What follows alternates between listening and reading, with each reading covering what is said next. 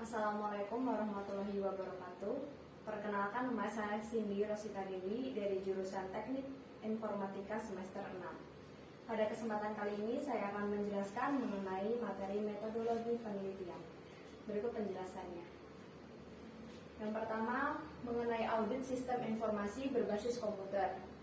Audit adalah sebuah proses sistematis untuk secara objektif mendapatkan dan mengevaluasi bukti mengenai pernyataan perihal tindakan dan transaksi bernilai ekonomi untuk memastikan tingkat kesesuaian antara pernyataan tersebut dengan kriteria yang telah ditetapkan serta mengkomunikasikan hasil-hasilnya pada para pemakai yang berkepentingan. Ada 3 jenis kegiatan audit internal. Yang pertama yaitu audit keuangan. Audit keuangan sendiri memeriksa keandalan dan integritas catatan-catatan akuntansi, baik informasi keuangan dan operasional. Kemudian yang kedua, audit sistem informasi. Melakukan tinjauan atas pengendalian SIA untuk menilai kesesuaiannya dengan kebijakan dan prosedur pengendalian serta efektivitas dalam menjaga aset perusahaan. Dan yang terakhir yaitu audit operasional atau manajemen berkaitan dengan penggunaan secara ekonomis dan efisien sumber daya serta pencapaian sasaran dan tujuan yang telah ditetapkan. Kemudian definisi audit sistem informasi sendiri adalah proses mengumpulkan dan mengevaluasi fakta untuk memutuskan apakah sistem komputer yang merupakan aset bagi perusahaan terlindungi, integritas data terpelihara, sesuai dengan tujuan organisasi untuk mencapai efektivitas dan efisiensi dalam penggunaan sumber daya. Organizational cost of data loss atau kerugian apabila data organisasi hilang. Data dapat menyebabkan kebutuhan sumber daya menjadi kritis untuk keberlangsungan operasional organisasi, baik untuk memberikan gambaran masa lalu, masa kini, dan masa yang akan datang. Jika data akurat, maka organisasi akan mempunyai kemampuan untuk beradaptasi dan bertahan dalam lingkungan yang berubah. Jika tidak, data akan hilang, maka organisasi akan mengalami kehilangan data yang cukup penting. Contohnya, jika data master barang di suatu toko swalayan rusak, maka kasir tidak dapat melakukan transaksi pembelian yang dilakukan oleh konsumen. Cost of computer abuse, yaitu biaya penyalahgunaan komputer. Penyalahgunaan komputer, segala kejadian yang berhubungan dengan teknologi komputer yang mengakibatkan kerugian pada korban atau mengakibatkan kehilangan yang diakibatkan oleh pelaku kejahatan untuk mencari keuntungan. Sebagian besar tipe penyalahgunaan komputer yaitu yang pertama hacking, kedua virus, ketiga illegal physical access, keempat abuse of privilege. Contoh, membuat kopi data yang rahasia atau sensitif akan tetapi tidak meminta izin atau persetujuan kepada yang berwenangnya. Konsekuensi penyalahgunaan komputer yang pertama yaitu destruction of asset, yaitu perusakan aset. Yang kedua, theft of asset, yaitu pencurian aset. Kemudian yang ketiga, modification of asset. Yang keempat, privacy violation atau pelanggaran privasi. Yang kelima, disruption of operations, yaitu pengacauan operasi. Yang keenam, unauthorized use of asset, yaitu penyalahgunaan otorisasi aset. Serta yang terakhir yaitu physical harm to personnel, yaitu kejahatan fisik terhadap personal. Tinjauan menyeluruh proses audit, yaitu yang pertama merencanakan audit, mengumpulkan bukti audit, mengevaluasi bukti audit, dan yang terakhir mengkomunikasikan hasil audit. Tujuan yang harus dipenuhi seorang auditor ketika melaksanakan audit sistem informasi: perlengkapan keamanan, melindungi perlengkapan komputer, program, komunikasi. Selanjutnya saya akan menjelaskan mengenai metodologi pengembangan sistem informasi. Manfaat penggunaan metodologi, yaitu metodologi membuat kita lebih paham, lebih bertanggung jawab, lebih komfortabel, dan lebih responsibel.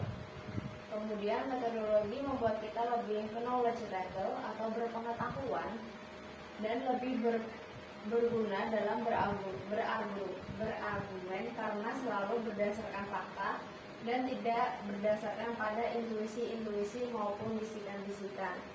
Kemudian dengan menggunakan metodologi, kita bisa memaparkan lebih banyak lagi gambaran berupa saran, ide, maupun masukan-masukan yang bisa dielaborat.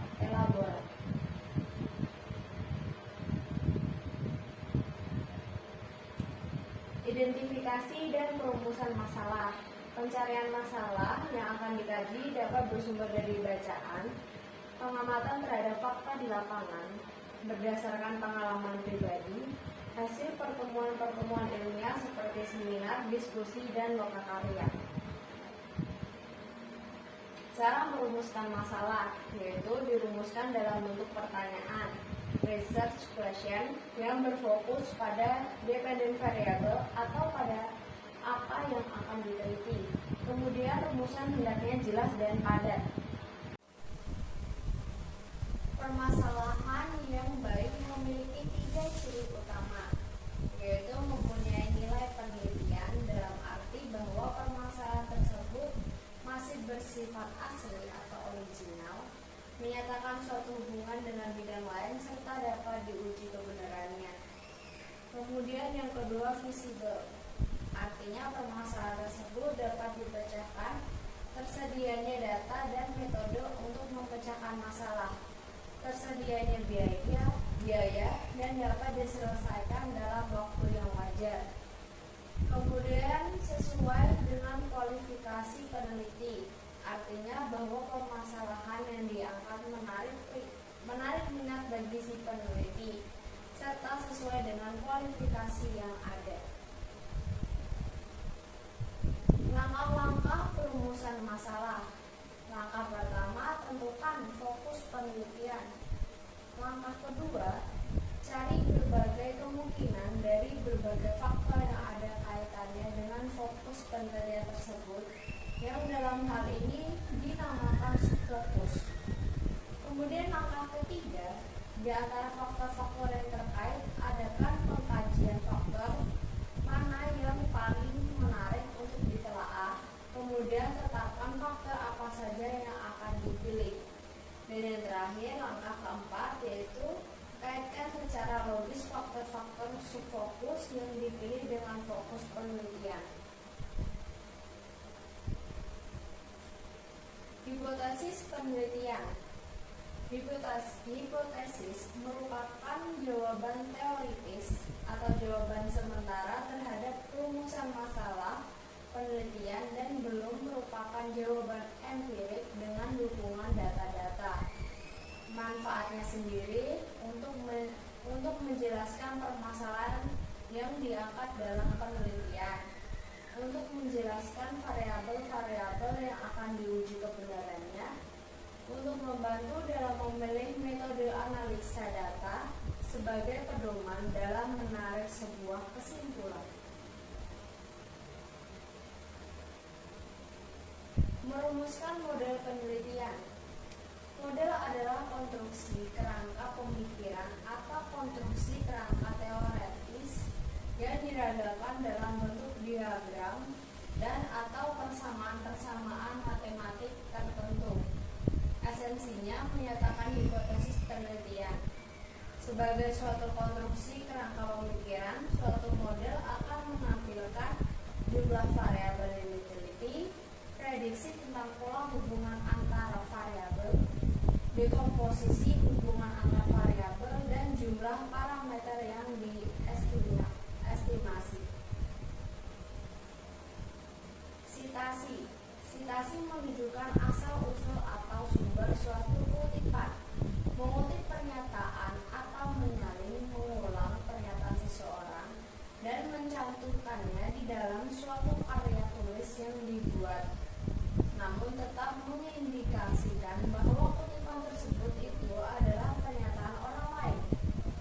Kegunaannya sendiri menunjukkan adanya kebijakan di bidang kajiannya, menerangkan suatu teori, pengertian atau definisi, untuk memperlihatkan adanya temuan dari ilmuwan lain, untuk memperkuat temuannya, untuk memanfaatkan metode sebagai pembanding di mana bahan pustaka yang direview memperlihatkan adanya perbedaan atau persamaan pendapat dengan ilmuwan lain, dan juga untuk memperkuat keahlian penelitian yang dilakukan. Daftar pustaka. Menulis daftar pustaka atau bibliografi bertujuan untuk menguraikan dengan jelas semua sumber rujukan dan bacaan yang telah dicantumkan di dalam tulisan, baik berupa buku, jurnal dan majalah, tesis dan disertasi, dan lain sebagainya. Daftar pustaka ini dapat membantu pembaca untuk mengetahui sumber-sumber yang digunakan dalam penulisan ilmiah. Contoh penulisan sitiran dalam daftar pustaka. Sitiran buku, contohnya nama pengarang, titik, judul buku, titik 2, titik 2 source, titik informasi mengenai penerbitan. Jika nama pengarang lebih dari satu, maka dapat ditulis sesuai dengan format berikut ini. Contohnya, Jacobson, Roman, dan Linda R. titik blog judul buku titik informasi mengenai penerbitan.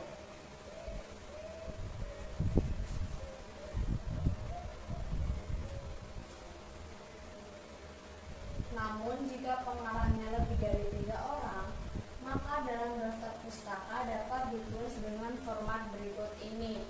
Contohnya, Gilman, Sender, et al. Titik judul buku, titik informasi mengenai penerbitan. Sekian yang dapat saya sampaikan, kurang lebihnya saya mohon maaf. Wabillahi taufiq wal hidayah. Wassalamualaikum.